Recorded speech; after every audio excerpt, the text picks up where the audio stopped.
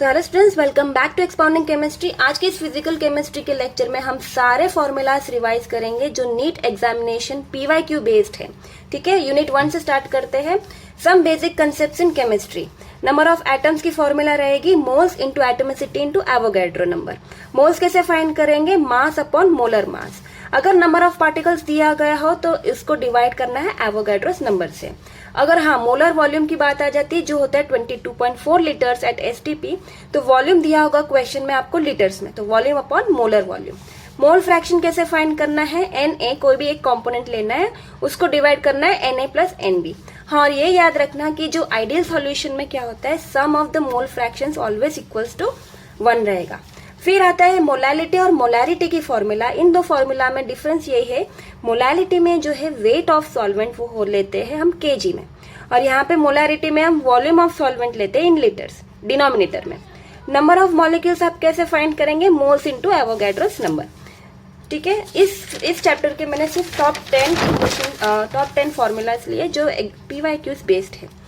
Next है average atomic mass. आप कैसे फाइंड करेंगे? उसमें जो है आपको एटॉमिक मास ऑफ आइसोटोप्स दिए गए होंगे, उसको मल्टीप्लाई करना है परसेंटेज अबंडेंस से। इंडिविजुअल्स जो है ले लेके आपको सारे के सारे समेशन करने हैं डिवाइड बाय 100, तो आपको एवरेज एटॉमिक मास मिल जाएगा।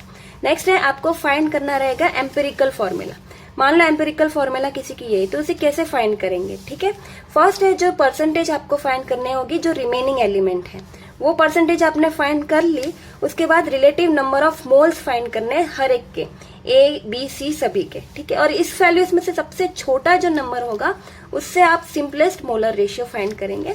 और ये जो है अभी ट्रेंड हो चुका है, क्योंकि लास्ट ईयर 2 पीवाईक्यूज मैंने देखा है। एम्पिरिकल फॉर्मूला किस तरह से फाइंड करना है उसके स्टेप्स मैंने लिख दिए। ठीक है, नेक्स्ट जो है चैप्टर खत्म हो जाता है। नेक्स्ट चैप्टर लेते हैं एटॉमिक स्ट्रक्चर। उसमें एनर्जी फाइंड करना है, तो कुछ नहीं, Z² अपॉन N² याद रखना है। ये जो वैल्यू है रीडबर्ग कांस्टेंट की वो दिया जाएगा आपको एग्जाम में। ठीक है, सिर्फ याद रखना है, माइनस साइन नहीं भूलना है ऑप्शंस में। Minus Rydberg constant Z² upon N² joules में आपको आंसर मिलेगा। रेडियस जो है inversely proportional to atomic number होगा। ठीक है, N² अपॉन Z, इसमें N² upon Z² upon N² नहीं है। ठीक है, कंफ्यूज मत होना। एनर्जी में जो है देखिए ट्रिक चाहिए तो EZ2 अपॉन N2 ऐसा मैंने याद रखा है। ठीक है, EZ2 upon N2, EZ2 upon N2 इस तरह से याद रख लेना। रेडियस आपको कैसे फाइंड करना है? N² upon Z। ठीक है, हाँ देखो इसमें कंफ्यूज मत होना।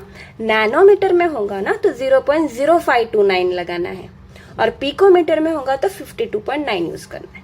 ठीक है, ये कांस्टेंट नंबर है।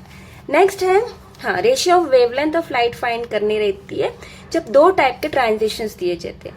जब 2 से 3 में जा रहा है ऑर्बिट में जा रहा है, जब 4th और 6th ऑर्बिट में जा रहा है, तो आपको रेशियो किस तरह से फाइंड करना है? फॉर्मूला मैंने लिख दिया। हाँ, ये फॉर्मूला में इतना याद रखना है, जो फर्स्ट वैल्यू आप ले रहे हैं ना वो छोटा वाला वैल्यू होगा। हर बार हम क्या करते हैं, माइनस साइन सोचते तो यहाँ बड़ा नंबर लिख देते, नहीं। इसमें जो है जो लोवेस्ट लेवल का ऑर्बिट है वो पहले आएगा, फिर फाइनल ऑर्बिट का आएगा। फॉर एग्जाम्पल इसमें 2 आएगा Ni और इसमें NF आएगा 3। ठीक है, इस तरह से ratio of wavelength of light find करनी है। इसमें एक और फॉर्मूला जो है जिसमें एनर्जी फाइंड करनी रहती है, पर वो पूछा जाता है इलेक्ट्रॉन वोल्ट में। वहां पे जो है ऑप्शंस कैसे दिए जाते हैं, जिसमें आपको -13.6 वाला फॉर्मूला यूज करना है। ठीक है, Z² अपॉन N², जो ट्रिक मैंने अभी आपको बताई थी, EZ2 अपॉन N2 जूल्स में आपको फाइंड करना है, तो -2.18 इंटू 10⁻18 जो रीडबर्ग कांस्टेंट है Z² अपॉन N², वो आपकी हो जाएगी energy of electron in joules. फिर ये जो इंपॉर्टेंट फॉर्मूला है, देखो बहुत ही सिंपल फॉर्मूला है पर मिस्टेक्स हो जाती है। देखो E is equals to H nu, energy of 1 photon, और energy of 1 mole of photon पूछा जाए ना, तो जो एनर्जी ऑफ 1 फोटोन आए उसे मल्टीप्लाई कर देना है एवोगैड्रो नंबर से, तो आपको energy of 1 mole of photon मिल जाएगी। ठीक है, नेक्स्ट है de Broglie equation, H/P। P क्या होता है? मोमेंटम। मोमेंटम क्या होता है? M इंटू V, तो वही लिखा है lambda is equals to H upon M nu. ठीक है, नेक्स्ट आते हैं नंबर ऑफ फोटॉन्स एमिटेड पूछा जाता है, जिसमें होता है power by energy of one photon. Power कैसे फाइंड करना है? या तो डायरेक्टली वॉट में दिया जाएगा क्वेश्चन में, या नहीं दिया गया हो तो आपको जो वोल्ट की वैल्यू है उसको मल्टीप्लाई करना है I से। I होता है करंट इन एम्पियर। तो power of any source upon energy of one photon, ठीक है, number of photons emitted. Next है, हाँ, अभी मान लो L इज इक्वल्स टू 1 है और हमें जानना है उसकी कितनी नंबर ऑफ ml वैल्यूज होगी, तो उसे उसका फॉर्मूला होगा 2L प्लस 1। जैसे कि 1 है तो कितनी वैल्यूज है, 3 वैल्यूज पॉसिबल हो सकती है, जो कि +1, 0 और -1। ये कुछ इंपॉर्टेंट वैल्यूज और कन्वर्शंस मैंने लिखे हैं, वो आप नोट डाउन कर लीजिए इस चैप्टर के लिए, ठीक है। हाँ, लाइमन जो है वो यूवी, ठीक है, कौन सी स्पेक्ट्रल रीजन में आते हैं, UV, Balmer visible, Paschen bracket, Pfund, ये तीन आते हैं IR रीजन में। नेक्स्ट है प्रिंसिपल क्वांटम नंबर होता है हमारा n, वो होता है equal to number of shells. हाँ, अभी आपको फाइंड करना है मैक्सिमम नंबर ऑफ इलेक्ट्रॉन, तो हो जाएगा 2n²। Number of orbitals find करना है तो होगा n², ठीक है। ऑर्बिटल एंगुलर मोमेंटम की फॉर्मूला ये है, हाँ, 0, 1, 2, 3, उसके हिसाब से सब शेल होगी आपकी SPDF। बस आपका एटॉमिक स्ट्रक्चर वाला चैप्टर भी यहीं पे खत्म होता है। नेक्स्ट यूनिट में जाते हैं हम थर्मोडायनामिक्स, ठीक है। इसमें जो मैंने रिसेंटली देखे कि स्टैंडर्ड हीट ऑफ फॉर्मेशन पे से भी क्वेश्चंस आते हैं, जिसमें आपको क्या करना है, कुछ नहीं करना है, सिर्फ जो प्रोडक्ट है उसको माइनस करना है रिएक्टेंट से। जो भी standard heat of formation value आती है, पहले आपको समेशन करनी है सिर्फ प्रोडक्ट की, उसको माइनस कर देना है रिएक्टेंट से। तो ये इतना सिंपल फॉर्मूला है। नेक्स्ट है एंट्रोपी चेंज। देखो, एंट्रोपी चेंज वाले जो फॉर्मूलाज है, इसके 2 फॉर्मूलाज होते हैं। एक होता है जो रिवर्सिबल हीट Q होती है अपॉन T, ये सिंपलेस्ट फॉर्मूला है। पर जब वॉल्यूम फाइनल, इनिशियल और फाइनल वॉल्यूम्स दी जाती है, उस केस में NR ln V2 upon V1, N जो है नंबर ऑफ मोल्स और गैस कांस्टेंट जो क्वेश्चन में दिया ही होगा। तो ये इंपॉर्टेंट एंट्रोपी चेंज का फॉर्मूला है। आपको सिर्फ क्वेश्चन में से डायरेक्टली वैल्यूज ऐड करनी है और ये फॉर्मूला यूज करना है। नेक्स्ट है, हाँ, कुछ वन लाइनर्स है एंट्रोपी चेंज के लिए, जो है PYQs में मैंने देखे, इसको भी मैंने फॉर्मूला शीट में ऐड कर दिया है। देखो, डेल्टा एफ टोटल जो होता है वो सिस्टम प्लस सराउंडिंग होता है और वो ऑलवेज ग्रेटर देन 0 होता है in case of spontaneous process, ठीक है। System plus surrounding greater than 0 for a spontaneous process. और हाँ, अगर वो सिस्टम इक्विलिब्रियम में है तो डेल्टा एंट्रोपी जो चेंज होगी वो इज इक्वल्स टू 0 होगी, ठीक है। ये है हमारा second law of thermodynamics. Next बहुत इंपॉर्टेंट मैंने ऐड किया है, देखो, एंडोथर्मिक प्रोसेस होगा तो हमारा एंथैल्पी चेंज पॉजिटिव होगा, इस हिसाब से एंट्रोपी जो होगी सराउंडिंग की वो कम हो जाएगी, इसलिए इसकी फॉर्मूला हो जाएगी delta S surrounding is equals to minus delta H upon T, ठीक है। नेक्स्ट है चेंज इन गिव्स एनर्जी एट कांस्टेंट टेम्परेचर। देखो, delta G is equals to delta H minus T delta S, ये बहुत ही जंबो मतलब बोलते हैं ना मास्टर फॉर्मूला है। Delta G is equals to delta H minus T delta S। अब स्पॉन्टेनियस कब होगा, जब डेल्टा G की वैल्यू नेगेटिव होगा। नॉन स्पॉन्टेनियस कब होगा, जब डेल्टा G की वैल्यू पॉजिटिव होगा। ये बार बार पूछा जाता है, इसे अच्छे से ध्यान रखना, ठीक है। और हाँ, अगर इक्विलिब्रियम कांस्टेंट की वैल्यू हमें फाइंड करनी है लॉग K की वैल्यू, तो उसे इस तरीके से फॉर्मूला में लिखते हैं कि delta G is equals to minus RT ln K, okay. हाँ, ये इंपॉर्टेंट फॉर्मूला एंथैल्पी के लिए, delta U plus delta NG RT। NG क्या होता है, डेल्टा NG वो होगा difference between number of moles of gaseous product minus number of moles of gaseous reactant. Product minus reactant करना है, ठीक है।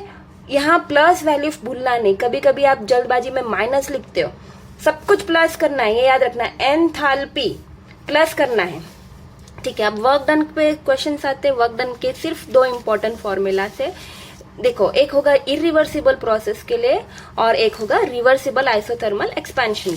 देखिए, W is equals to minus P external delta V, ये हो जाएगा इरिवर्सिबल प्रोसेस के लिए। और अगर आपको प्रेशर्स की वैल्यू और वॉल्यूम्स की वैल्यू दी जाए, that is for reversible isothermal expansion, तो ये वाली फॉर्मूला यूज करनी, ठीक है। और इंपॉर्टेंट वन लाइनर्स जो है वो भी मैंने इस फॉर्मूला शीट में इंक्लूड कर दिए। देखो, फर्स्ट लॉ ऑफ थर्मोडायनामिक्स हमें पता है कि delta U is equals to Q by W, sorry Q plus W।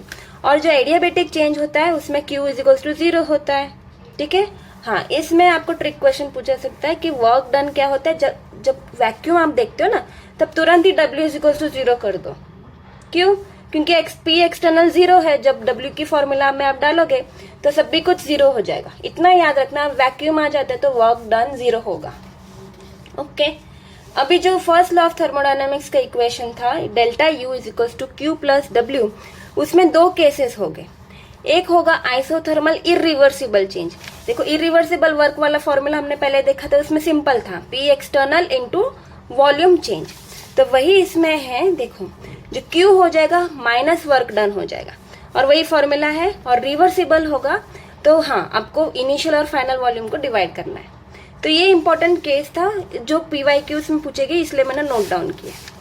अच्छा, with an expansion of an ideal gas क्या होता है, एंट्रोपी ऑलवेज इंक्रीज होगी। कभी कभी क्या पूछते हैं ऑप्शन में delta S total is equals to 0 लिखते हैं, जो आंसर सही नहीं है। देखो जब एक्सपेंशन ऑफ आइडियल गैस हो रहा है तो ऑलरेडी एंट्रोपी इंक्रीज होती है, इसलिए डेल्टा एस टोटल होगा नॉट इक्वल टू 0। और एक इंपॉर्टेंट आइडियल गैस रिलेशन है CP minus CV is equals to NR। Next chapter जो है सॉल्यूशंस चैप्टर का लेते हैं। इस चैप्टर में से जो मैंने नीट PYQs देखे हैं, कुछ एक या दो फॉर्मूलाज ही है जिसपे आपको गोल घुमा के क्वेश्चंस हर बार पूछा जाता है। और कौन सी सॉल्यूशंस नेगेटिव डिविएशन देगा, पॉजिटिव डिविएशन है, कुछ ट्रिक्स होते हैं, वही इसमें से पूछा जाता है। तो फटाफट से इसे रिकैप कर लेते हैं, रिवाइज कर लेते हैं। राउल्ट्स लॉ पूछा जाए तो पार्शियल वेपर प्रेशर जो होता है, पार्शियल वेपर प्रेशर होता है मल्टीप्लीकेशन होता है मोल फ्रैक्शन का और वेपर प्रेशर प्योर सॉल्वेंट का। इतना ही याद रखना है, बहुत कॉम्प्लेक्स में नहीं जाना है, सिर्फ इतना रखना है जो पार्शियल प्रेशर है वो मल्टीप्लीकेशन होता है मोल फ्रैक्शन और vapour pressure of pure solvent. ठीक है, डाल्टन्स लॉ में क्या करना है, इसी चीज को आपको टोटल कर देना है। मान लो दो डिफरेंट बाइनरी सॉल्यूशंस दिए जाते हैं तो P1 प्लस P2 करना है, और जो डिफरेंट डेरिवेशंस आपको करना है वो मैंने क्लियरली मतलब एकदम इजी स्टेप्स में लिख दिया है। देखो x2 क्या होगा 1 माइनस x1, इक्वेशन 2 को डालना है इक्वेशन 1 में, तो आपको ये इक्वेशन मिल जाएगा। ये देखो ये मैंने इसलिए लिखा है क्योंकि नीट 2024 या 2023 ये दोनों में से सिंपलेस्ट 4 ऑप्शंस दिए गए थे और हमें पूछा गया था इसमें से कौन सा ऑप्शन सही है। आपको सिर्फ वैल्यू यहाँ पे डालनी थी और एडजस्ट करके देखिए P का वैल्यू आ जाएगा ये वाला, इसका स्क्रीनशॉट ले लीजिए, ये आपको पूछा जाता है। नेक्स्ट है osmotic pressure, pi is equals to CRT। C हमारा होता है मोलैरिटी, जो होता है मान लो कंपोनेंट 2 है उसका अपॉन वॉल्यूम करना है, number of moles of solute 2 upon volume. और हमें पता है वो मोल्स कैसे फाइंड करते हैं, वेट अपॉन मोलर मास।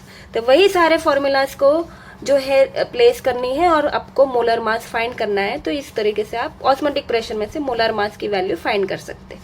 नेक्स्ट है देखिए ये वाला बहुत इंपॉर्टेंट है, reduction in vapour pressure of solvent delta P1।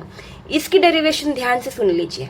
Delta P1 होगा pure solvent minus vapour pressure of that solvent, P1 not minus P1। ये आपने याद रख लिया क्योंकि डेल चेंज है ना, तो किसी चीज दो प्रेशर का माइनस होगा, किसका, प्योर माइनस जो वेपर प्रेशर ऑफ सॉल्वेंट है। ठीक है, ये याद रख लिया। अब जो है अभी राउल्ट्स लॉज में से हमने क्या लिखा था, सिंपल हमको दो चीज को मल्टीप्लाई करनी है, वो प्रेशर हमने लिख दिया, P1 की वैल्यू यहाँ सब्स्टिट्यूट कर दिया। ठीक है, ये समझ में आ गया। नेक्स्ट जाते हैं, जो उसे रीअरेंज करेंगे ना तो डेल्टा P1 को इस तरह से लिख सकते हैं। अभी 1 माइनस x1 को हम x2 लिख सकते हैं, तो वही किया है, डेल्टा P1 की वैल्यू हो जाएगी x2 P1 not. P1 not मैंने अभी आपको बताया था। अब इस वैल्यू को इससे डिवाइड कर देंगे तो ये अकेला रह जाएगा ये बाजू। ठीक है, अब सब्स्टिट्यूट करनी है हमें डेल्टा P1 की वैल्यू, जो सबसे पहली वैल्यू मैंने आपको बताई थी ना, ये वाली, ये मैंने आपको बताया था। ये याद रखना कि pure solvent minus vapour pressure of solvent. ठीक है, ये दोनों का डिफरेंस जो है वो यहाँ पे सब्स्टिट्यूट करना है और ये इंपॉर्टेंट फॉर्मूला बन जाता है। देखो ऐसे कॉम्प्लेक्स न्यूमेरिकल्स तो कभी पूछे नहीं जाते, पर हाँ किसी 4 मार्क्स के स्टेटमेंट करेक्ट करते हैं ना, इसमें से कौन सी स्टेटमेंट सही है। तो अब छोटे छोटे फॉर्मूलाज जो है आपको इसकी डेरिवेशन बहुत ही ईजी है, तो इस हिसाब से आपको ये फॉर्मूला ही पूछा जाता है। तो फॉर्मूला याद रखना बहुत जरूरी है। देखिए मैं फिर से समझाती हूँ इसे। सबसे पहले जो है डेल्टा P1 जो होगा वो प्योर माइनस वेपर प्रेशर होगा, ये फॉर्मूला आपने याद रख ली। ठीक है, और अभी P1 क्या होगा, हमने जो राउल्ट्स लॉ में से लिया वो होगा। ठीक है, तो P1 मैंने सब्स्टिट्यूट कर दिया वैल्यू। अब जो है x1 को हम 1x देखिए यहाँ पे लिखा, रीअरेंज कर दिया, तो x2 होगा 1 माइनस x1, तो इसे भी रीअरेंज करके लिख दिया। बस इसको आपको यहाँ पे लेके आना है, सारे प्रेशर को ये बाजू लेके आना है LHS में। ठीक है, डिराइव करते करते आपको ये फॉर्मूला मिल जाएगा। ठीक है, इसे ज्यादा कॉम्प्लेक्स मत करना, अगर आपको याद रह पाता है तो रिवाइज करिएगा, नहीं तो इस पार्ट को आप छोड़ सकते हैं। ठीक है। हाँ, ये बहुत ही इजी फॉर्मूला है, आई के बी इंटू मोलल। देखो जो डेल्टा टी बी की वैल्यू है ना, उसमें कुछ ना कुछ करके पूछ लेते कि इसमें से बॉइलिंग पॉइंट किसकी हाई है, उस हिसाब से ये फॉर्मूला आपको वहाँ काम आती है। आई होता है आपका वैन टॉप फैक्टर, जैसे कि ये जो नॉन आयोनाइजेबल कंटेंट होते हैं ना, जैसे यूरिया, ग्लूकोज, इसका वैल्यू 1 होते हैं। और जो आयोनिक होते हैं, जैसे कि इसमें 2 है, 2 आयन्स निकलेंगे, Na+ और Cl-, तो इसका हो जाएगा I = 2। ठीक है, ये एक इंपॉर्टेंट फॉर्मूला था ये चैप्टर में से। हाँ, नीट एग्जाम के वाइज से मैंने लिखा है। देखो, अगर ऑस्मोटिक प्रेशर वर्सेस कंसंट्रेशन लेते हैं तो y = mx हो जाएगा। ठीक है, पाई c ये बाजू है, जो बचता है RT वो हो जाएगा हमारा स्लोप। तो यहाँ से आप टेम्परेचर फाइंड कर सकते हैं। नेक्स्ट है, हाँ, जब नॉन आइडियल सॉल्यूशंस की बात आती है तो वहां पे राउल्ट्स लॉ हमारी ओबे नहीं होती। वहां पे क्या हो जाता है, या तो सॉल्यूशन पॉजिटिव डिविएशन दिखाता है या तो नेगेटिव डिविएशन दिखाता है। पॉजिटिव डिविएशन वो कब दिखाएगा, जब जो ऑब्जर्व्ड वैल्यू है, जो ऑब्जर्व एक्चुअल में होती है, वो हो जाएगी ज्यादा। देखिए, इसको कैसे याद रखेंगे, पॉजिटिव है मतलब कुछ ज्यादा होगा। क्या ज्यादा होगा, ऑब्जर्व्ड वेपर प्रेशर, वो होगा more than calculated vapour pressure. Negative कब होगा, ऑब्जर्व्ड वेपर प्रेशर होगी लेस देन कैलकुलेटेड वेपर। जब हम कैलकुलेट करेंगे, सम जो न्यूमेरिकल दिया गया होगा ना, उसमें से आप वेपर प्रेशर की वैल्यू निकालेंगे, वो कम, जो ऑब्जर्व होगी वो कम होगी कैलकुलेटेड वेपर प्रेशर, तो वो नेगेटिव डेविएशन होगा। ठीक है, नेक्स्ट है, हाँ, ये एक फॉर्मूला है। हाँ, ये भी पूछा जाता है कि अगर higher the Henry's constant indicates lower solubility. ये है कंपैरिजन वाला क्वेश्चन, जो हर 2-3 बार मैंने PYQs देखे कि हेनरीज कांस्टेंट की वैल्यूज दे देंगे 2-3 सॉल्यूशंस की, और बोलेंगे इसमें से ये जो सॉल्युबिलिटी किसकी कम है किसकी ज्यादा है। इनवर्स रिलेशनशिप है, वो याद रखना। हाँ, temperature increases, Henrys constant increases and gas solubility decreases. यहाँ पर भी इनवर्स रिलेशन। ठीक है, देखिए, आइडियल सॉल्यूशन जब भी बनता है ना, तो ये वाले जो PYQ से मैंने देखे हैं, आइडियल सॉल्यूशन के लिए क्राइटेरिया दे देते हैं, जिसमें आपको क्या दे देते हैं कि डेल्टा S होता है ना, एंट्रोपी चेंज, वो = 0 लिख देते हैं, और आप वहाँ पे कंफ्यूज हो जाते हैं। देखिए, अभी पहले भी मैंने बताया था कि आइडियल सॉल्यूशन होगा तो एंट्रोपी इंक्रीज होगी, वो ग्रेटर देन 0 होगी, मतलब नॉट इक्वल टू 0 हुई ना, इक्वल टू 0 मत लिख के आना। डेल्टा H मिक्स और डेल्टा वॉल्यूम मिक्स जो होगी वो तो ऑलरेडी 0 है ही, पर डेल्टा एंट्रोपी चेंज एक्सेप्शन हो जाता है, वो नॉट इक्वल टू 0 है, वो याद रखना। आइडियल सॉल्यूशन के लिए delta S mixture is not equal to 0। Next है, हाँ, ये जो एग्जांपल्स है ना, आप इसे याद रख लीजिए। वो पूछ लेते कि which of the following is not ideal solution. ठीक है, अब ये किस अगर आपको ना भी पता हो ये एग्जांपल, तो कैसे जज करेंगे इसमें से कौन सा आइडियल सॉल्यूशन नहीं है। तो कैसे करेंगे, देखो, हर एक, मान लो कोई भी 2 कंपोनेंट है, मान लो A-B है। ठीक है, A टाइप की इंटरेक्शन होगी, उसमें B टाइप ऑफ इंटरेक्शन होगी, और AB टाइप ऑफ इंटरेक्शन होगी। अगर जो A जो खुद की इंटरमोलिकुलर फोर्सेस जो है, या और B के बीच में जो इंटरमोलिकुलर फोर्सेस है, वो अगर इक्वल हो जाती है दोनों के आपस के इंटरेक्शन से, ठीक है, मॉलिक्यूल की इंडिविजुअल इंटरेक्शंस जो है वो इक्वल हो जाएगी AB से, अनलाइक मॉलिक्यूल्स की इंटरेक्शंस के साथ वो इक्वल हो जाएगी, तो ही वो आइडियल सॉल्यूशन होगा। कैसे, देखिए, बेंजीन टॉल्यूइन, ठीक है, ये इथाइल आयोडाइड और इथेन। ठीक है, वैसे ये क्लोरोबेंजीन और ब्रोमोबेंजीन, हेक्सेन और हेप्टेन, ये सारे जो है आइडियल सॉल्यूशंस है। ये पूछा जाता है, नोट कर लेना। नेक्स्ट है, पॉजिटिव डेविएशन कब होगा, नेगेटिव डेविएशन कब होगा। वही मैंने आपको जो बताया था, जो इंटरेक्शन होते हैं बिटवीन अनलाइक मॉलिक्यूल्स, इस पॉजिटिव डेविएशन में वो कमजोर होगी, वीक होगी, और नेगेटिव डेविएशन में जो है स्ट्रॉन्गर इंटरेक्शन होगी बिटवीन अनलाइक मॉलिक्यूल्स। A और B के बीच में स्ट्रॉन्गर अट्रैक्शन होगा। ठीक है, अब क्या होगा पॉजिटिव डेविएशन में, वॉल्यूम ऑफ, देखो पॉजिटिव है यानी कुछ नंबर ज्यादा होगा, तो volume of solution is greater than the sum of individual volumes, और इस केस में volume of solution is lower than sum of individual volumes. Next difference देखते हैं।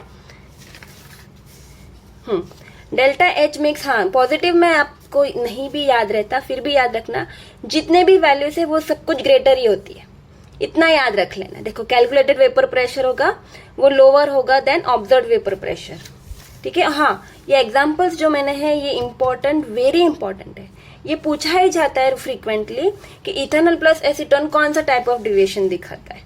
देखिए इथेनॉल के अंदर जो मैंने अभी आपको बताया था ना, ए टाइप ऑफ इंटरेक्शंस जो होगी ना, हाँ देखो इसमें जो ए और बी, जैसे कि यहाँ पे क्या है, इथेनॉल एसीटोन, ये ए है और ये बी है, तो ए बी मॉलिक्यूल्स के बीच में जो है वीकर इंटरेक्शन होगी।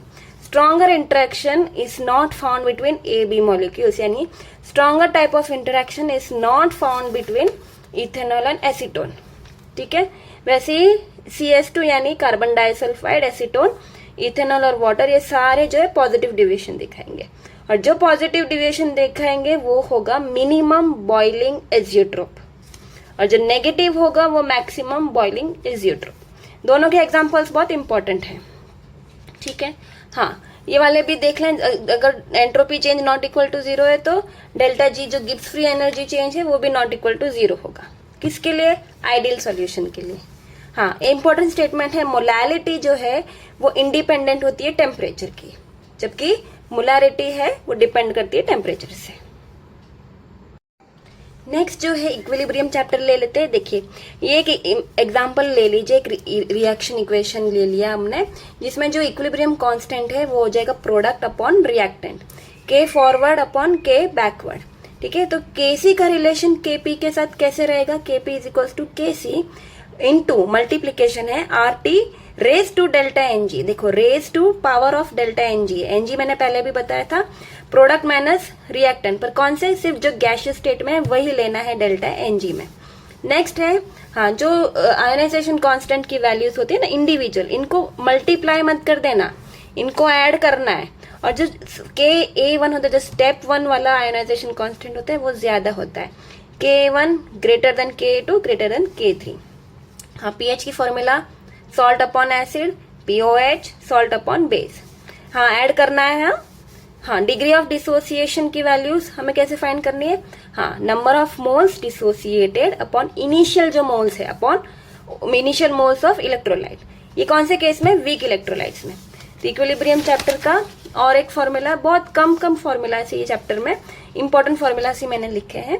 देखिए डेल्टा जी की value minus RT ln KC, ये भी इंपॉर्टेंट है। हाँ एक केस जो होता है जिसमें वीक एसिड और वीक बेस से जो सॉल्ट बनता है, ये एनसीईआरटी बेस्ड क्वेश्चन है, इसलिए ये क्वेश्चन जो है शायद 1 या 2 बार PYQs में पूछा गया, तो वापस से पूछा जा सकता है। पीएच आप कैसे फाइंड करेंगे? 7 plus half pKa minus pKb। देखिए जो वैल्यूज है वो दी जाएगी आपको क्वेश्चन में, सिर्फ आपका रहेगा कि पीएच फाइंड करना है। ये नोट करना मत भूल जाना कि it is a salt of weak acid and weak base, ठीक है। हाँ सॉल्युबिलिटी प्रोडक्ट, जो सॉल्युबिलिटी प्रोडक्ट की जो फॉर्मूला होती है, देखिए मान लो ये वाला एक सॉल्ट है जो आयोनाइज होता है, ये वाले आयंस में A3 प्लस और X2 माइनस, ठीक है। कितने हैं? A 2 है तो उसका कोएफिशिएंट यहाँ आ जाएगा। X कितने हैं? 3 है, ये नहीं भूलना है, ठीक है। अब जो सॉल्युबिलिटी कैसे लिखेंगे? ये तो एक ही है, ये 2 है तो 2s, ये 3 है तो 3s, KSP हो जाएगा 2s स्क्वायर, जो ये कोएफिशिएंट है ना वही आपको पावर में लगाना है, तो इस हिसाब से आपको KSP की वैल्यू मिल जाएगी। एक एग्जांपल की तरीके से मैंने लिखा है। हाँ ये आपको पूछा जा सकता है, greater the solubility product KSP greater is the solubility. अगर इसकी वैल्यू ज्यादा है तो उसी की सॉल्युबिलिटी सबसे ज्यादा होगी, ठीक है। अभी एग्जाम पॉइंट ऑफ व्यू से हम एक चीज जो है क्लियर कर दीजिए, इसकी कंफ्यूजन हटा दीजिए। देखिए लेविस एसिड्स जो होता है ना वो इलेक्ट्रॉन डेफिशिएंट होते हैं, और बेसेस जो होते हैं वो अमीर होते हैं, इलेक्ट्रॉन डोनर स्पीसीज होते हैं। हाँ एसिडिक बफर किसके मिक्सचर से बनता है? देखो एसिडिक बफर है एसिडिक, तो वीक एसिड और उसकी सॉल्ट किसके साथ? ये सॉल्ट किसका बना होगा? स्ट्रॉन्ग बेस से।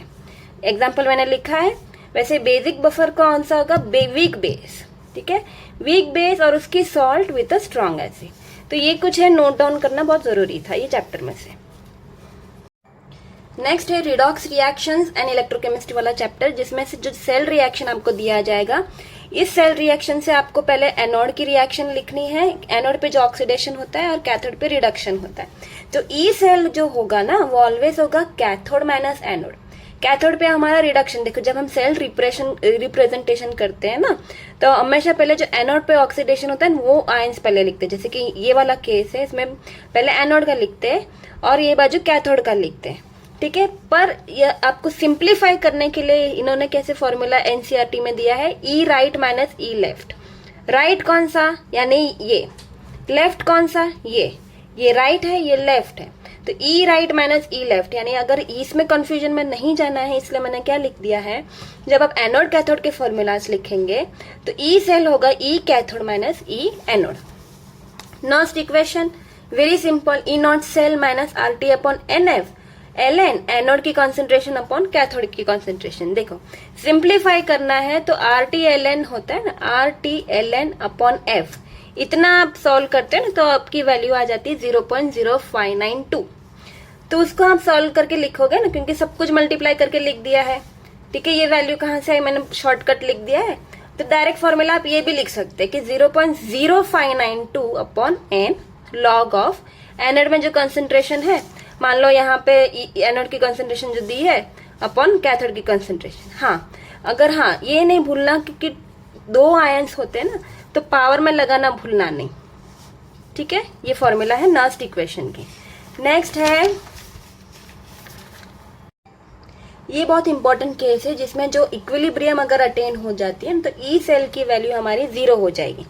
तो ई सेल की वैल्यू 0 हो गई तो नेक्स्ट इक्वेशन में जो रह जाता है वो ई नॉट सेल, वो तो 0 हो गया, तो 0.0592 अपॉन एन लॉग के सी, ठीक है। और हाँ, ये इंपॉर्टेंट रिलेशन है, delta G is equal to minus N F E cell, okay. हाँ, ये अभी जो स्टार्टिंग इंट्रोडक्टरी चैप्टर होता है ना इलेक्ट्रोकेमिस्ट्री में, तो ये बहुत इंपॉर्टेंट फॉर्मूलाज है, छोटे छोटे फॉर्मूलाज है, पर इसे याद रखना बहुत जरूरी। देखो आर जो है हमारा रेजिस्टेंस जो है is equals to resistivity L by A, ठीक है।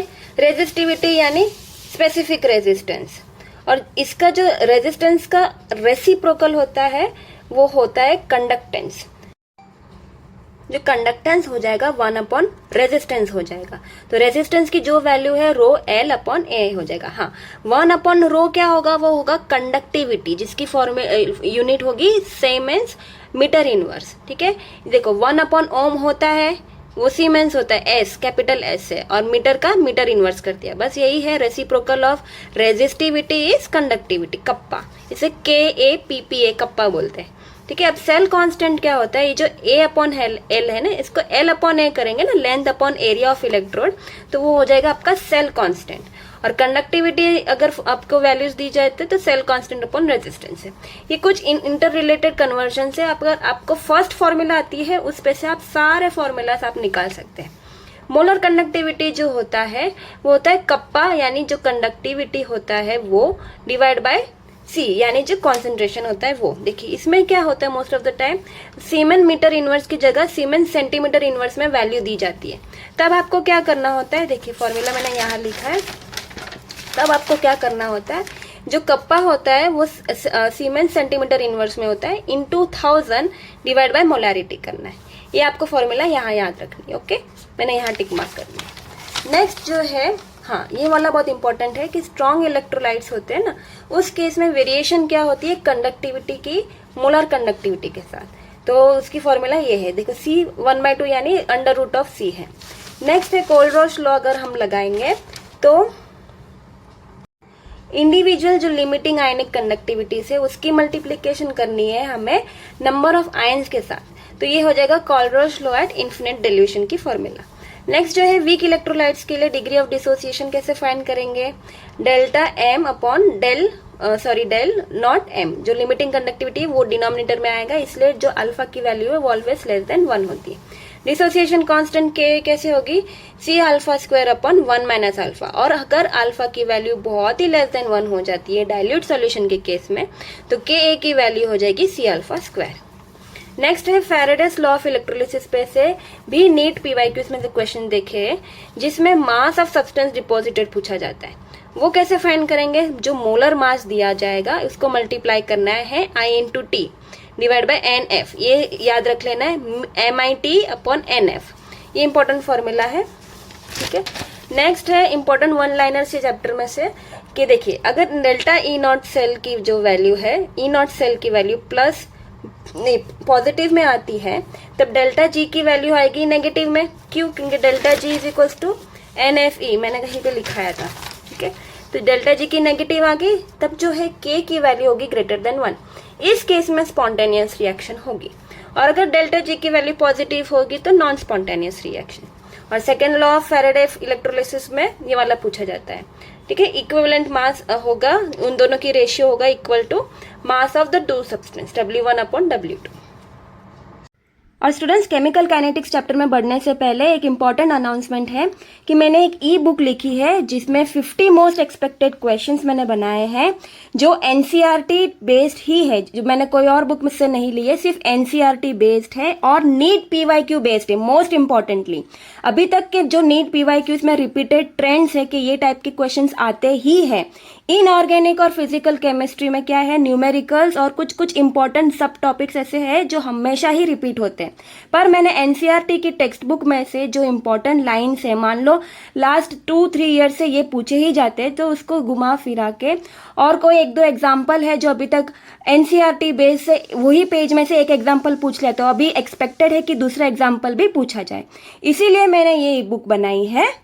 सो अगर आपको ये बुक चाहिए तो आप जो है मुझे व्हाट्सएप कीजिए। ये वाला जो नंबर आपको डिस्प्ले में दिख रहा है, इस पे व्हाट्सएप करने पर आपको ये ई बुक मिल जाएगी। मेरा सिर्फ यही मकसद है कि आपका जो रीनीट 2026 का एग्जाम है बहुत अच्छे से जाए, आपके जो नीट पीवाईक्यू बेस्ड क्वेश्चन है वो आप अच्छे से रिवाइज करें और आपके जो मोस्ट एक्सपेक्टेड क्वेश्चन है कवर हो जाए और आप बहुत अच्छे से स्कोर करिए।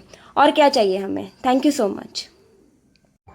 लास्ट चैप्टर हम ले लेते हैं केमिकल काइनेटिक्स। उसमें क्या है, रेट ऑफ केमिकल रिएक्शन कैसे फाइंड करना है। ये बहुत बार पूछा जाता है। 4 ऑप्शंस दिए जाते हैं जिसमें माइनस की साइन मिसिंग होती है, इस तरीके के ऑप्शंस दिए जाते हैं। देखिए, अगर रिएक्टेंट है तो उसकी कंसेंट्रेशन तो डिक्रीज होगी ही, तो माइनस साइन आएगा यहाँ पे, ठीक है। और प्रोडक्ट की तो इंक्रीज हो रही है, इसलिए यहाँ माइनस साइन नहीं आएगा। हाँ, जो कोएफिशिएंट्स है उसको आपको डिनोमिनेटर में ले लेना है। नेक्स्ट है रेट होता है, जो इधर पावर की वैल्यू होती है वो होती है हमारी ऑर्डर ऑफ रिएक्शन, ठीक है। ऑर्डर ऑफ रिएक्शन 0 भी हो सकती है, फ्रैक्शनल भी हो सकती है, या तो कोई इंटीजर हो सकती है। 0 ऑर्डर रिएक्शन के लिए जो होगा, जो इनिशियल कॉन्सेंट्रेशन और जो फाइनल कॉन्सेंट्रेशन है दोनों की माइनस, देखो ये सारी वैल्यूज जो है दी जाएगी आपको क्वेश्चन में, आपको सिर्फ प्लेस आउट करनी होती सारी वैल्यूज। T12 की वैल्यू आपकी R0/2K और फर्स्ट ऑर्डर रिएक्शन में ये वाली फॉर्मूला इंपॉर्टेंट है जिसमें T12 होगा 0.693/K। देखिए, ये दोनों के लिए मैं एक और ट्रिक लेके आई हूँ। जो 0 ऑर्डर रिएक्शन होती है ना, उसमें अगर T 100% पूछा जाता है, ये तो T12 की वैल्यू थी R0/2K, अगर T 100% पूछा जाता है तो 2T12 होगा। T 75% होगा तो 1.5 इंटू T12, ये 0 ऑर्डर के लिए।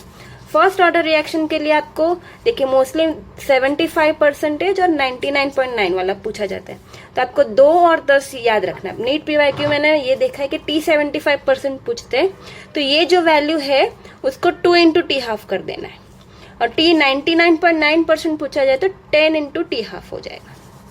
ओके, नेक्स्ट है Arrhenius equation, K is equals to AE minus EA/RT। हाँ, अगर 2 टेम्परेचर्स दिए हो गए तो फॉर्मूला ये हो जाएगा।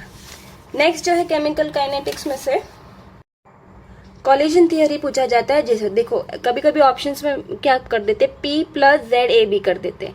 ऐसा नहीं है, दोनों को मल्टीप्लाई करना है, जो प्रोबेबिलिटी फैक्टर है इनटू कॉलिजन फ्रीक्वेंसी करना है। और ये तो अर्हेनियस इक्वेशन जितना ही है, E⁻A/RT, ये कॉलिजन थियरी का इक्वेशन। हाँ, सेकेंड ऑर्डर रिएक्शन के लिए भी फॉर्मूला T12 की पूछ लेते हैं, कभी कभी पूछ सकते हैं। हाँ, इंपॉर्टेंट 1 लाइनर्स ये है कि यूनिट पूछ लेते हैं। यूनिट निकालने की एक ट्रिक मैंने लिख दी है। कंसेंट्रेशन जो है 1 - N और सेकेंड इनवर्स तो सभी में आएगा ही। कंसेंट्रेशन मोल लिटल इनवर्स होता है, ठीक है। अगर यहाँ पे 0 ऑर्डर रिएक्शन है तो N = 0 आ जाएगा। तो सिंपल से फॉर्मूला रख के ये जो यूनिट वाइज है N = 1 आएगा, तो 1 - 1 0 हो जाएगा, ये पूरी यूनिट 0 हो जाएगी, इसलिए जो फर्स्ट ऑर्डर रिएक्शन का यूनिट हो जाएगा सेकेंड इनवर्स।